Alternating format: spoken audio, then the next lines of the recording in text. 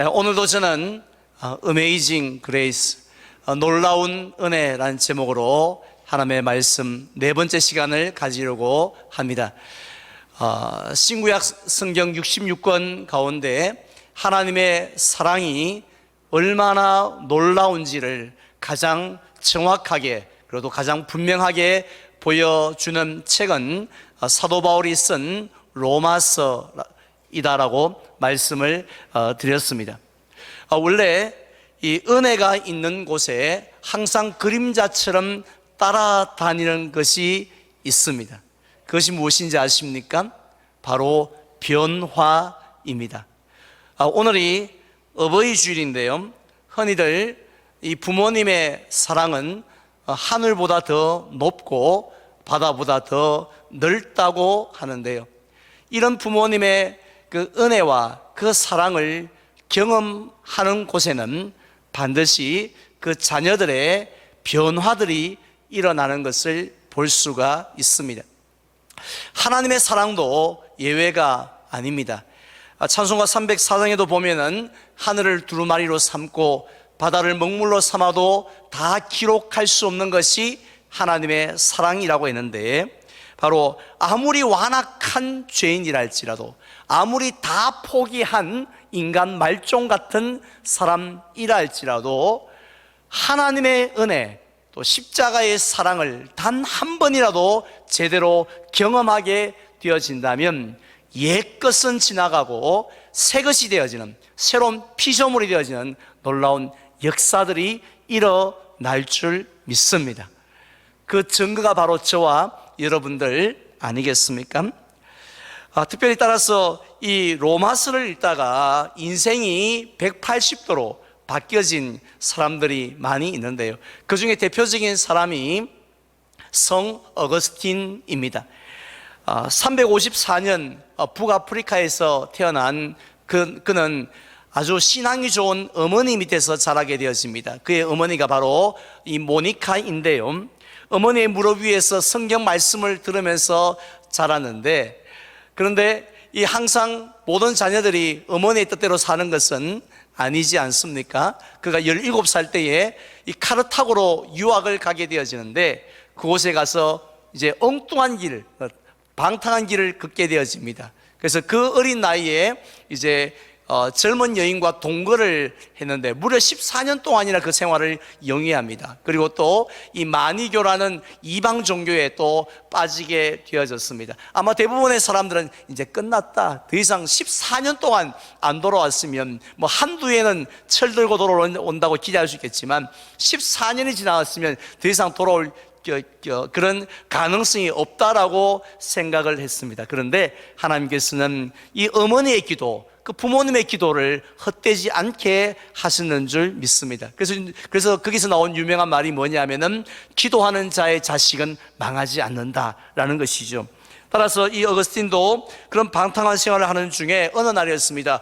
이웃집에서 들려오는 노래 소리가 귀에만 들은 것이 아니라 그의 심금을 울리기를 시작했습니다. 그 노래의 가사는 아주 간단했습니다. 집어서 읽어라, 집어서 읽어라 였습니다. 보통 같았으면 뭐 신경을 전혀 쓰지 않았을 텐데, 그 말씀이 마치 어머니의 기도의 소리로 또 하나님의 음성으로 들렸습니다. 그래서 자기 앞에 놓여있는 그동안 펴보지 못했던 성경을, 어머니의 무릎에서 들었던 그 성경을 이제는 펴게 되어졌습니다. 그곳이, 그 성경을 핀 곳이 어디냐면 바로 로마서 13장 14절에서 13절 14절 말씀입니다. 화면에 있는 것처럼 방탕하거나 술 취하지 말며 음란하거나 호색하지 말며 다투거나 시기하지 말고 오직 주 예수 그리스도로 옷 입고 정욕을 위하여 육신의 일을 도모하지 말라라는 이 말씀 앞에 어거스틴은 깨어집니다. 그동안 수많은 사람들이 네 그래 살아서는 안 된다고, 네 정신 차려야 된다고, 너 어머니가 어떤 분인데 하고 말해도 꿈쩍도 하지 않던 이 어거스틴이 이 말씀 앞에 한 방에 깨어집니다. 그래서 그는 모든 과거의 일들을 청산하고 이제 주의 길을 가게 되어지는데, 그래서 그가 남겼던 유명한 책이 바로 참회록이라는 책입니다. 이렇게 너무 귀한 사람을 변화시키는 책 중의 책이라고 할 수 있는 이 로마서는 우리가 겉으로 보기에는 별로 이 흥미가 없습니다. 너무 딱딱하기도 하고요. 그리고 또 이 어렵기도 하고 그러한 교리서입니다. 그런데 이 로마서를 제가 지난 몇 주 동안 말씀드렸던 것처럼 자세하게 이렇게 들여다보면은 너무 이 세상의 그 어떤 이야기보다도 감동적인 그런 아름다운 이 탕자의 이야기로 구성되어져 있습니다. 모든 이야기에는요, 아무리 많은 등장인물이 나온다 할지라도 주인공은 딱 한 명입니다. 주인공이 여러 명이거나 없는 그런 이야기는 없습니다. 박경리 씨가 쓴 소설 토지에도 보면 무려 등장인물이 550명이 넘습니다. 그런데 그렇게 많은 인물이 등장하지만은 주인공은 한 명입니다. 최치수의 딸 최서희, 그 사람을 중심으로 모든 이야기가 진행되어집니다. 자, 그렇다면 이 로마서에 나오는 탕자의 이야기에 있어서 주인공은 누구일 것 같습니까? 먼저 로마서 1장을 보면 열심히 쾌락을 즐기는 열나기가 주인공인 것 같습니다. 왜냐하면 그는 인생 철학을, 분명한 인생 철학을 가지고 그 인생 철학대로 삶을 끝까지 살아갔던 사람이기 때문입니다. 그의 인생 철학은 Enjoy your life, 너의 인생을 즐기라 라는 것입니다. 딱 한 번밖에 없는 인생을 막 그렇게 골치 아프게 고민하면서 뭐 그렇게 살 필요가 뭐가 있느냐는 것이죠. 하고 싶은 대로 하면서 그냥 행복하게 사는 것이 인생을 제일 지혜롭게 사는 것이다 라고 생각을 했습니다. 마치 요한복음 4장에 나오는 이 수가성 여인처럼요, 누가 뭐라고 하든 손가락질 하든 나는 상관하지 않는다고, 내 인생 내가 사는데 왜 당신이 왜 뭐 감나라 대추나라 그렇게 하느냐 하면서 자기 소견에 옳은 대로 살아갔습니다. 그러니까 하나님도 싫은 거예요. 그래서 그 마음에 하나님 두기를 싫어하면서 살아갔습니다. 이러한 연락기를 바라보면서 세상 사람들이 와 하고 다들 부러워하였을 것입니다. 나도 저렇게 한번 살아봤으면 생각했겠죠. 자, 그런데 이 연락기가 주인공이 아니었습니다. 2장에 보면요, 열심히 남을 비판하고 판단하고 있는 열판이가 오히려 주인공인 것처럼 보입니다. 왜냐하면 그는 정의감에 불탔기 때문이었습니다. 쾌락을 즐기면서 살아가는 그 연락기를 보면서요, 얼마나 정의감이 불탔던지 그의 죄를 지적합니다. 판단합니다. 마치 판사처럼 방망이를 두드리면서 너 지옥감이야 이렇게 하면서 판결을 내립니다. 그냥 넘어가는 법이 없습니다. 조금이라도 하나 걸리기만 하면, 이 연락기가 말 실수라도 한번 하면, 죄라도 지으면 곧바로 이렇게 판단하고 비판을 했습니다. 마치 예수님 시대의 바리새인들이 그랬지 않습니까? 그들의 눈에 세리, 창기들 얼마나 더러운 죄인들입니까? 아유 저 더러운 것들 하고 그들을 비판했던 것처럼 열판이도 비판하며 살아갔습니다. 그런 정의감에 불타는 이 열판이를 또 사람들이 얼마나 존경하였겠습니까? 그런데 로마서 3장에 보면은 앞에 나온 두 사람보다도 더 중요한 역할을 하는 사람이 나옵니다. 그는 열심히 의로운 일을 행하는 열이였습니다. 그는 열나기처럼 쾌락을 즐기지도 않았고요, 열판이처럼 누구를 비판하며 살지도 않았습니다. 오직 한 가지 일에만 집중했습니다. 그게 바로 하나님을 기쁘시게 하는 의로운 일을 행하는 거예요. 왜냐하면 내가 열심히 예배드리고 열심히 전도하고 열심히 내가 봉사하면 그 포인트로 얼마든지 하나님 나라에 이룰 수 있다고, 하나님의 영광에 이룰 수 있다라고 100% 확신을 한 것입니다. 예수님의 찾아온 부자 청년과 같은 사람이 그런 사람이죠. 그래서 어릴 적부터 살인하지 말라, 간음하지 말라, 도둑질하지 말라, 이 모든 율법들을 철저하게 지키면서 살아간 것이에요. 사람들이 그를 보고 얼마나 칭찬을 많이 했겠습니까? 얼마나 그를 높였겠습니까? 그런데요, 흥미로운 사실은 이 성경에 나오는, 성경의 여러 곳에 이 탕자의 이야기가 나오는데, 그런데 자세히 살펴보면 그 탕자의 이야기의 주인공은 항상 탕자가 아니었다는 것입니다. 호세아서에 보면 이 음탕한 여인이었던 고멜이 주인공이 아니었습니다. 누가복음 15장에 보면 아버지의 재산을 탕진하였던 둘째 아들이 가장 많이 등장하지만 실제로는 주인공이 아니었습니다. 오늘 본문이 로마서에도 마찬가지입니다. 이 세 명의 탕자가 주인공은 아닙니다. 그다음 도대체 누가 이 탕자의 이야기, 특별히 로마서 이 탕자의 이야기에 있어서 주인공, 즉 결정적인 역할을, 중요한 역할을 하고 있습니까? 그분은 바로 하나님 아버지신 줄 믿습니다. 그래서 정확하게 표현한다면 탕자의 이야기가 아니라 탕자의 아버지의 이야기라고 해야지 정확한 표현이 될 수 있겠습니다. 그렇다면 그 하나님 아버지, 호세아서에서, 누가복음에서, 오늘 본문에서 보여주려고 하는 그 하나님 아버지는 어떤 분이십니까? 우리가 바로 옆에 있는 성도도 누구인지, 그의 마음과 성품이 어떤지 모르는데, 심지어는 함께 사는 식구들끼리도 잘 모를 때가 많이 있는데, 눈에 보이지 않는 하나님이 어떤 분인지 우리가 어떻게 알 수가 있습니까? 그런데 아는 방법이 하나 있죠. 하나님의 행동을 보면 알 수가 있습니다.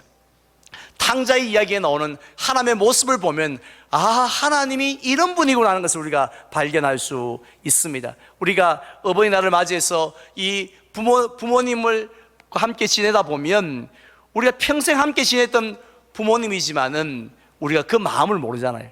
그런데 부모님의 말씀, 우리가 나이가 들어갈수록, 철이 들어갈수록 부모님의 말씀 한마디, 행동 하나를 통해서 우리가 부모님을 알아가는 것처럼, 마찬가지로 이 탕자의 이야기를 통해서 하나님을 우리가 알아가게 되어진다는 것입니다. 누가복음 특별히 15장에 보면요, 이 아버지는 이 둘째 아들에 대해서 별로 관심이 없는 것 같습니다. 사랑이 없는 것 같아요. 차가운 분인 것 같습니다. 왜냐하면 이 둘째 아들이 집을 나가려고 할 때 가로막지는 않습니다. 또 돈이 떨어져서 배가 고플 때에도 이 나라에서도 긴급 자금을 주는데 돈 한 푼 송금해 주지를 않았습니다. 그런데요, 막상 아들이 돌아올 때 아직도 거리가 멀었지만은 아버지와 아들 둘 중에 누가 먼저 서로를 발견하게 되어집니까? 아들이 저기 우리 아버지 계시네 하고, 저 우리 아버지 아이가 폼이 하고 이렇게 발견한 게 아니라 거꾸로 아버지가 아들을 먼저 발견하는 것을 보게 되어집니다. 그것은 아버지의 시력이 더 좋았기 때문이 아니겠죠. 아버지의 마음이 더 컸지 않겠습니까? 한순간도 아들을 잊은 적이 없으니까 저 멀리 있었지만, 노안이지만 그 아들을 먼저 보았던 것이죠. 그리고 또 이 아들이 다가올 때에 아버지는 체면 지킨다고 뒷짐지고 하고 이렇게 안방에 가만히 계시지 않으셨지 않습니까? 성경에 보면은 아버지는 아들을 향하여 달려갔다라는 말씀이 표현이 나옵니다. 당시에 남자들이 입었던 옷은 요즘 이 성가대 대원들이 입는 이렇게 긴 그런 가운 같은 옷이었습니다. 따라서 아이들은 모르겠지만 어른들이 그 옷을 입고 달리게 되어지면 이 하체가 드러나는 아주 수치스러운 일일 수 있습니다. 그래서 어른들이 점잖하게 그렇게 걸어갔다는 거죠. 근데 지금 비유에 나오는 아버지는 그런 체면, 그런 권위를 생각하지 않습니다. 달려갑니다. 목을 안고 입을 맞춥니다. 결국 무엇을 우리에게 가르쳐 주시고자 하는 겁니까? 우리의 아버지가 그런 분이라는 것, 하나님이 그런 분이라는 것을, 사랑이 넘치는 분이라는 것을 우리에게 보여주었는데, 오늘 로마서도 마찬가지입니다. 우리가 상식적으로 생각할 때 하나님 아버지는 집을 떠난 이 세 명의 탕자를 미워할 것 같고 포기할 것 같고 생각하지 않을 것 같습니다. 그런데 어떻게 행동하셨습니까? 그냥 가락지 끼워주고 송아지 잡는 이 정도가 아니었습니다. 오늘 시간 관계상 읽지 않았지만은 로마서 3장 25절 말씀에 보면 이런 말씀이 있습니다. 제가 봉독하겠습니다. 이 예수를 하나님이 그의 피로서 믿음으로 말미암는 화목 제물로 세우셨으니 라고 했습니다. 탕자들을 향하여서 하나님 아버지, 탕자들이 열심히 죄를 짓는 그 상황에서 하나님께서 무엇을 하셨는지 보여주고 계시죠. 가만히 계셨던 것이 아니었습니다. 예수 그리스도의 피로서 화목제물이 되게 하셨습니다. 이 말씀은 다른 말로 표현한다면 오늘 우리가 특송을 들었던 내용에도 나옵니다마는 하나님이 너무 사랑하신 아들, 하나님이 너무 기뻐하시는 아들, 그 아들 예수 그리스도를 십자가에 못 박아 죽게 하셨다라는 것입니다. 이 땅의 모든 탕자들이 지었던 죄를 그 죄가 하나도 없는 예수님에게 담당시키셨다라는 말씀입니다. 그래서 예수님의 피를, 그의 생명을 통하여서 절대로 아버지에게 돌아올 수 없었던 그런 모든 죄인들이 아버지께 돌아갈 수 있는, 나아갈 수 있는 길을 열어주셨고, 그리고 또한 하나님의 자녀가 회복될 수 있는 그런 은혜를 베풀어 주셨다라는 것이죠. 그래서 하나님이 아들도 아끼지 아니하신 하나님의 사랑, 그 사랑이 바로 우리가 1000번을 불러도 내 눈에 눈물이 그치지 않을 정도의 큰 은혜와 사랑인 줄 믿습니다. 자, 그렇다면 왜 하나님께서는 그렇게 사랑하는 아들을 잔인하게 죽게 하셨을까요? 사실 우리는 이 평범한, 우리가 너무 자주 들었던 이 질문을 스스로에게 한번 던져보는 이 시간이 되었으면 좋겠습니다. 왜냐하면 그 질문에 우리가 어떻게 목사가 말하느냐가 중요한 것이 아니라 내가 대답을 하느냐에 따라서 우리의 인생이 달라지는 인생 문제가 되기 때문에 그렇습니다.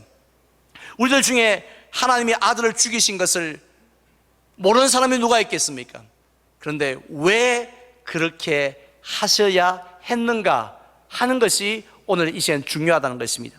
오늘 본문에 보면 하나님은 두 가지 이유 때문에 예수님을 십자가에 달려 죽게 하신 것을 보게 되어집니다. 첫 번째는요, 우리의 상태를 아시기 때문입니다. 한번 따라할까요? 우리의 상태를 아시기 때문이다. 네, 우리 성도님들은 자신의 몸의 상태를 잘 아십니까? 너무 잘 알고 있죠. 오늘 아침 내 혈당이 얼마였는지, 맥박이 얼마였는지, 체온이 얼마였는지, 우리는 우리 몸의 상태를 너무 잘 알고 있습니다. 예전에는 도저히 알 수도 없었던 지방간이 어느 정도로 있는지 이런 것까지 정확하게 알고 있습니다. 그런데 영적인 상태는 어떨까요? 이 땅에 많은 사람들이 살아가고 있는데 자신의 영적인 상태는 얼마나 알까요? 하나님은 그것을 정확하게 아신다고 했는데 9절 말씀에 보면 유대인이나 헬라인이나 다, 즉 한 명도 없이 다 죄 아래에 있다라고 말씀합니다. 이게 우리의 상태라는 것이죠. 우리는 자주 인용을 합니다. 의인은 없나니, 10절에 나오는 의인은 없나니 하나도 없다라는 말씀을 자주 우리가 알고 있고 사용을 하는데요, 이 말씀을 어떻게 이해합니까? 사람 중에 죄 없는 사람 누가 있냐고, 틀어서 먼지 나지 않는 사람 누가 있느냐고, 이런 의미로 우리가 이 말씀을 이해해서는 안 된다는 것입니다. 이 말씀은 뭐냐면은 우리 중에 죄로 썩어 죽지 않은 사람은 한 명도 없다, 그런 말씀이에요. 구체적으로 우리의 상태를 어떻게 가르쳐 주시고 있습니까? 11절 보십시오. 깨닫는 자도 없고 하나님을 찾는 자도 없다고 했습니다. 영적으로 죽었기 때문에 이 하나님이 어떤 분이시지 깨달을 수도 없고, 따라서 내가 하나님을 의지해야 되는데 라고 하면서 하나님을 찾는 자도 없다고 했습니다. 아버지를 떠났던 세 명의 탕자가 아버지를 찾지 않습니다. 세상을 찾죠. 자신을 찾죠. 그것처럼 이 땅의 모든 사람들은 하나님을 찾지를 않습니다. 그리고 12절에 보면 다 치우쳐 함께 무익한 자들이라고 했습니다. 아니, 이 땅에 존재하는 것 중에 무익한 게 어디 있습니까? 다 유익하죠. 꽃 한 송이도 이렇게 아름답게 하나님을 찬양하고 있습니다. 그런데 하나님을 떠난 죄인들은 무익합니다. 뭐 하는데요? 선을 이루는데 아무 쓸모가 없다는 것이죠. 왜냐하면 다 치우쳐졌기 때문에 우리의 본성이 완전히 50%가 아니라 60%가 아니라 100% 타락했기 때문에 선을 행할 능력 자체가 없기 때문에 무익하다고 했습니다. 입은 어떻습니까? 13절에 보니까 목구멍은 열린 무덤 같다라고 했습니다. 왜 무덤에 비유합니까? 바로 그만큼 치명적이니까요. 독사의 독 같기 때문에 우리 다 경험해봤지 않습니까? 사람의 말이 얼마나 날카로운지, 얼마나 예리하고 잔인한지, 오죽했으면 독사의 독 같다라고 그렇게 표현했습니다. 또 그리고 15절 말씀에 보면 사람의 발은 어디에 빠르다라고 했습니까? 선을 행하고 격려하고 도와주는 데 빠르면 이 세상이 얼마나 좋겠습니까? 그런데 악을, 다른 사람의 피를 흘리는데 빠르다고 했죠. 결국 하나님께서 우리의 상태를 진단해 보시니, 해보세요. 바람 내보세요. 발 하고 다 검사를 해보니 우리의 상태가 허물과 죄로 완전히 죽어있고 타락해 있다는 것이죠. 생각이 전부가 그랬고 우리의 말이 그렇고 행동이 다 오염되어져 있다는 것입니다. 이것을 하나님이 아셨기 때문입니다. 마지막 두 번째로, 하나님은 우리의 결과를 또 아시기 때문에 예수님을 내어주셨습니다. 우리는 아침 드라마를 안 봐도 아침 드라마에 나오는 악인의 결과를 알고 있습니다. 끝에 보나 안 보나 마지막 최종에 갈 때 가서 저 악한 여인이 어떻게 될 것인가 다 알고 있지요. 하나님은 왜 모르시겠습니까? 죄로 오염된 인간의 결과를 아십니다. 우리는 모르는, 사람들은 몰라요. 그냥 이래 살다 죽지 뭐, 한 번뿐인 인생. 하지만 하나님은 그 결과를 아신다는 거죠. 어떻다고 했습니까? 16절 보십시오. 무엇과 무엇이 그 길에 있다고 했습니까? 파멸과 고생이 그 길에 있다고. 영원한 심판이, 또 이 땅에서의 고난과 고통이 그의 길 앞에 앞으로 펼쳐질 것이다 라고 했습니다. 17절에 보면 평강의 길을 알지 못한다는 말은 요만큼도 맛보지 못한다는 거죠. 하나님이 주시는 그 놀라운 평강, 평안, 기쁨, 소망을 누릴 수 없는 상태의 결과를 맛본다는 것입니다. 그래서 23절에 보면 결국 하나님의 영광에 이르지 못할 것이 100% 확실하기 때문에 하나님께서는 그 아들을 내어 주신 것입니다. 그런데 우리가 한 가지 마지막으로 우리가 기억해야 될 것이 뭐냐면요, 우리의 상태가 아무리 절망적이라 할지라도, 또 우리의 결과가 아무리 비극적이라 할지라도 하나님께서 우리 같은 사람을 위해서, 우리 같은 죄인을 위해서 아들을 십자가에 못 박아 죽일 그런 의무가 있습니까? 없습니까? 그런 의무는 없습니다.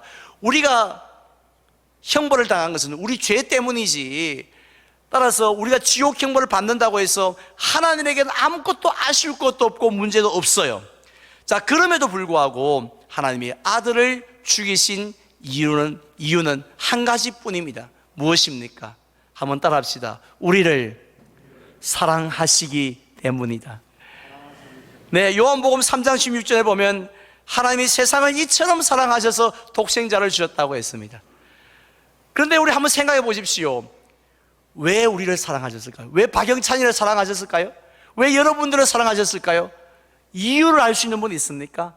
이유가 없어요. 마치 왜 부모님이 나를 이렇게까지 사랑해 주시나 아무리 생각해도 우리가 이유를 모르는 것처럼, 마찬가지로 하나님께서도 우리를 왜 이렇게 사랑하시는지, 그냥 4인 식구에 100만 원씩 지급해 주는 거야 뭐 그렇게 하는 게 어려운 일이겠습니까? 그런데 그게 아니지 않습니까? 100만 원을 4인 식구에게 주는 것이 아니라 아들을 주시는 그 사랑을 베푸신 것, 왜 우리를 그렇게 사랑해 주셨습니까? 주시겠습니까? 아무리 생각해도 우리는 그 사랑을 해주신 이유를 알 수 없습니다. 하지만 로마서 5장 8절 말씀에 보면 분명하게 말씀하십니다. 우리 다 함께 봉독할까요? 화면을 보면서, 우리가 아직 죄인 되었을 때에 그리스도께서 우리를 위하여 죽으심으로 하나님께서 우리에 대한 자기의 사랑을 확증하셨느니라. 따라서 우리가 이 1000번을 불러도 부를 때마다 우리가 눈물을 흘려야 하는 이유가 여기에 있는 거죠.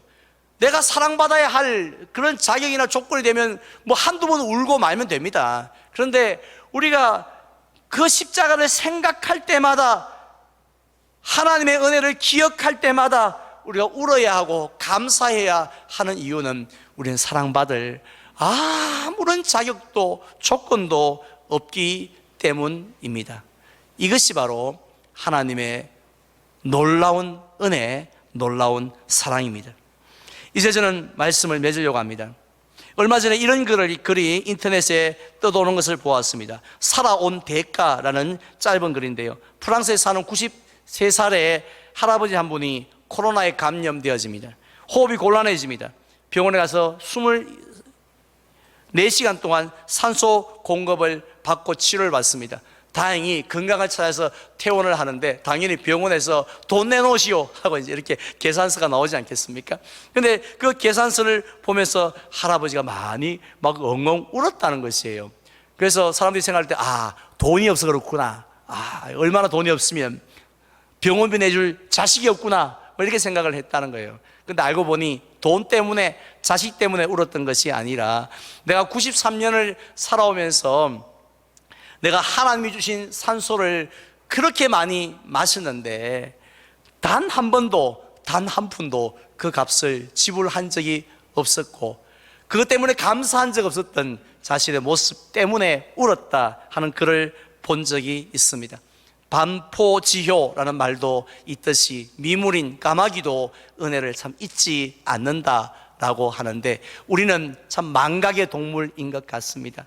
정말 말로 다 할 수 없는 은혜를, 부모님의 은혜도 있고요, 그보다 더 큰 하나님의 은혜도 있고 살아갑니다. 그런데 누가 지나가다가 마스크 하나 딱 주면요, 저도 아파트에서 마스크 2장 준다고 받으러 오라 할 때 인사를 몇 번 했는지 몇 번 숙여가면서 막 고맙습니다, 수고하십니다, 행복하세요 하면서 막 꼴란 2장 받아오면서 막 그렇게 막, 그분이 주는 것도 아닌데, 그 관리 아저씨가 주신 것도 아닌데, 우리가 그런 은혜들은 뭐 잊지 못하는데, 그거가 뭐 마스크와 비교할 수 없는 그 부모님의 은혜는, 또 아들을 주신 하나님의 은혜는 망각하며 그냥 뭐 십자가 해도 이제 우리 너무 익숙해져가 있고, 예수 그리스도 해도 우리 마음에 아무런 느낌이 없이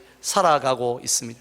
마치 부모님에게 카네이션 꽃을 달아드리면서도 꽃은 달아드리지만 마음은 닫혀 있는 것 같은, 그와 같은 생각이, 모습이 듭니다.